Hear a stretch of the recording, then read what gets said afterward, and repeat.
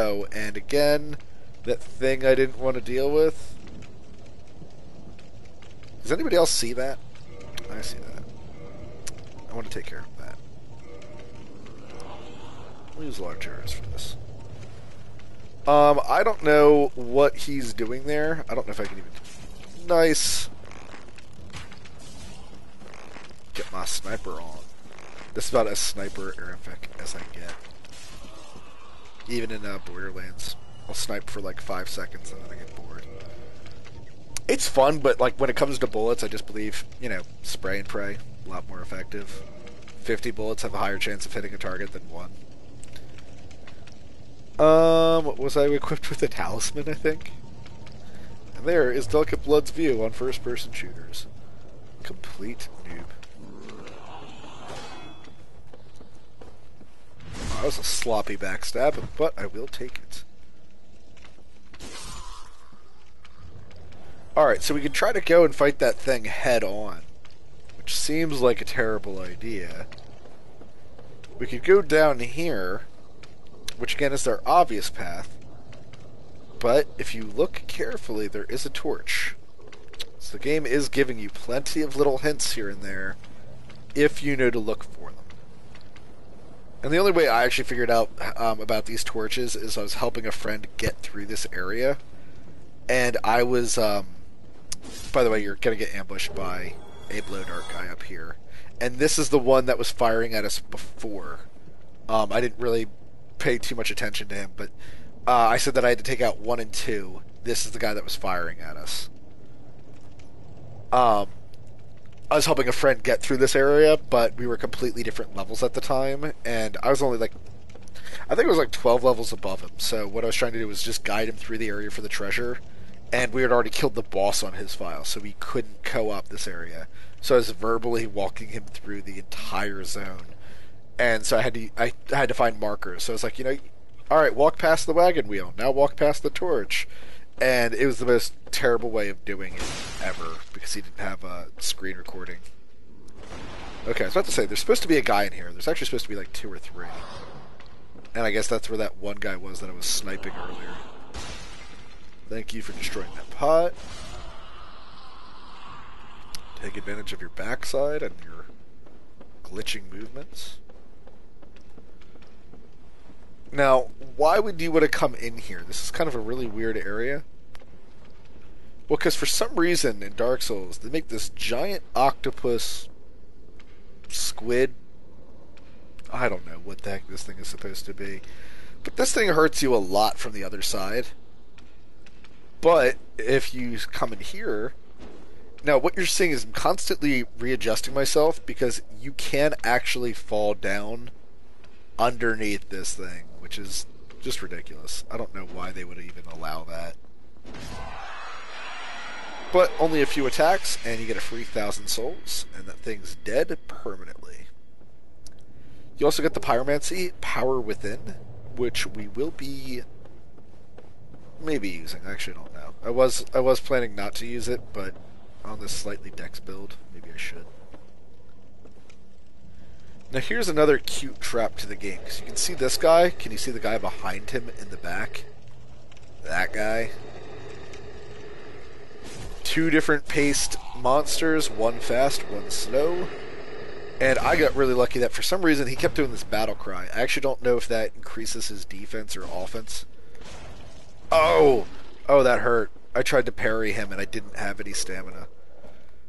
And there you can see that's the toxic, or wow, that's the poison meter because it's purple. Toxic is black.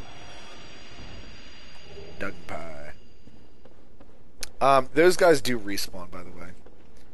But here we're going to climb on down, and a lot of people have the tendency to move the camera to look at, you know, themselves climbing. But if you pan the camera, there's actually a hidden item down there. So what I'm first going to do is I'm first going to activate this fog gate. Now, there's no real reason for this. I actually thought this was the boss door the first time I was going through this area. I was really disappointed when it wasn't. This is just a shortcut, and it's for an item that's not very good.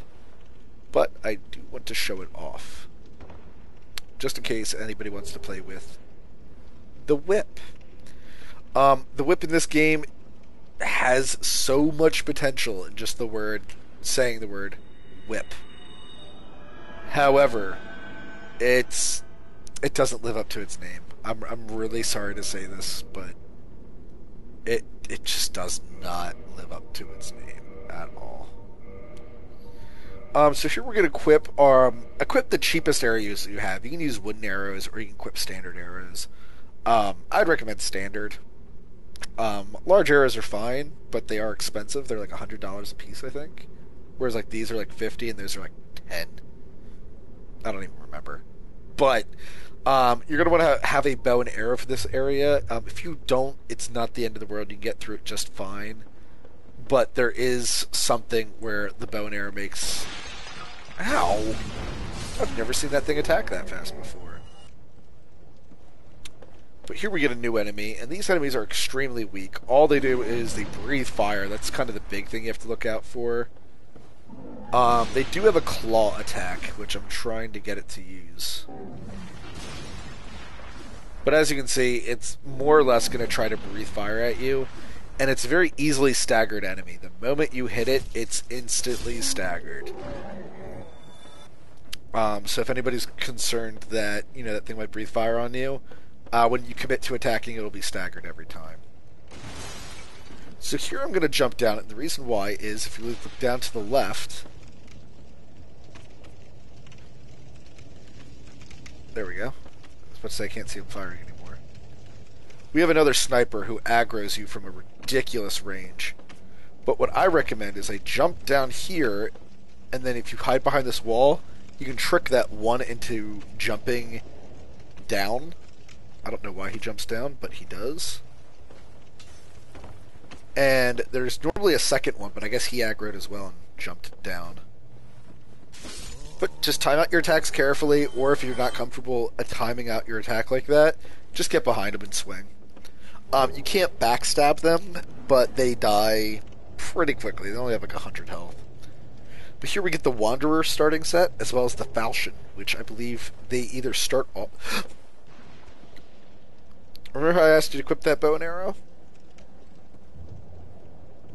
It's for these guys. Now, what's happening here, which is going to be really confusing for anybody watching this, that's a programming error where those things are glitched through the floor to the point where I can see them and hit them, because like their center is actually a little bit higher than, is higher than what their physical sight is, like, with the visual thing where it is. I'm sure you guys know what I'm talking about. I'm stuttering like a madman. Alright, come down here. I normally have one of these fire-breathing bugs trapped here. I guess he fell somewhere else. But if you're wondering why there's a... Oh, crap. That's not good. So these bugs are really annoying. They can cause poison to you. I recommend counterattacking them more than anything. Or if you have that bow and arrow I recommended, can make this a lot easier. Now what I'm trying to do is I'm actually trying to stab him through the post. But the problem is every time I get into a certain range, he's attacking. There we go. He's attacking. They either have this triple swarm attack type deal, or they have a spray attack. But here you can see he's coming at me, so bow and arrow. They don't have a lot of health. Very easy to take down. However, they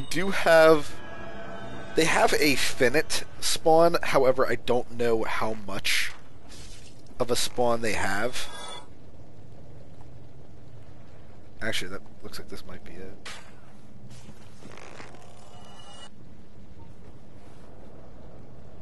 And there's 2 spots where those things spawn, and they do have a limited amount, but it will feel like lots. So don't necessarily sit there, and they're not worth the souls. That's the other huge thing.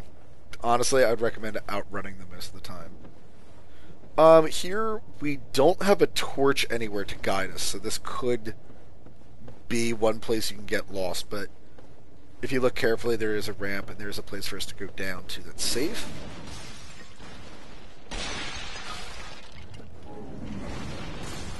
So we're going to go to town here. Hopefully not get burnt. That was luck. It's luck in every kind of the word. Alright, so first I want to show where the bonfire is before we explore this lower region. But it can be kind of dangerous because even though we can walk in this water, there's a bunch of benefits to it, or debuffs to it. Number one, notice how slowly I'm moving, and this is me sprinting. So the water actually weighs and slows you down. You can still roll, but it's not a very good use of your stamina. And as you can see, being in it, you get poisoned. Oh shoot. Oh, this shield is saving my life. You can get poisoned very quickly. Now what I would recommend, if you're poisoned for the very first time, just look at your health. Where are these things coming from? These things are not supposed to be aggroing me. No! I'm trying to talk about poison. Go away. You too. I know you're related. But the bonfire's right over here, by the way. Just look for this giant arch. You can't really see it from a whole lot of places, but if you come down that way, just keep to your right, and you'll find it. And as you can see, there's tons of torches over there. Again, a guiding point, and this area is pretty well lit up. So we are going to rest. Now, resting at a bonfire is also going to remove our poison, so if you don't have any moss clumps, this could be a little save point for you to mess around and explore. So first things first, we're going to come to the back area of it, and there is a treasure chest hidden back here with a dragon scale. Dragon scale, I'm not a big fan of farming for either, just because I'm not a huge fan of a lot of the dragon weapons. But there is a reason that this dragon scale is down here. That we'll go into later if it comes up. If not, I'll address it eventually. I'll be like, do you remember way back when we first did Blight Town, there was a frickin' dragon scale in a chest, and no one's gonna know what I was talking about. Alright, so first of all, before going human, we're gonna go around and farm this area real fast and pick up the last remaining items that we still need to get in the most efficient manner. So here is going to be my gear recommendation, is switch your gear to poison resistance gear. You're still going to get poisoned no matter what. However, this will decrease the amount of damage that you're taking from the poison. Here's also where trading off a ring is going to be an amazing thing to do, especially if you do the asylum like we did. We got that rusted iron ring.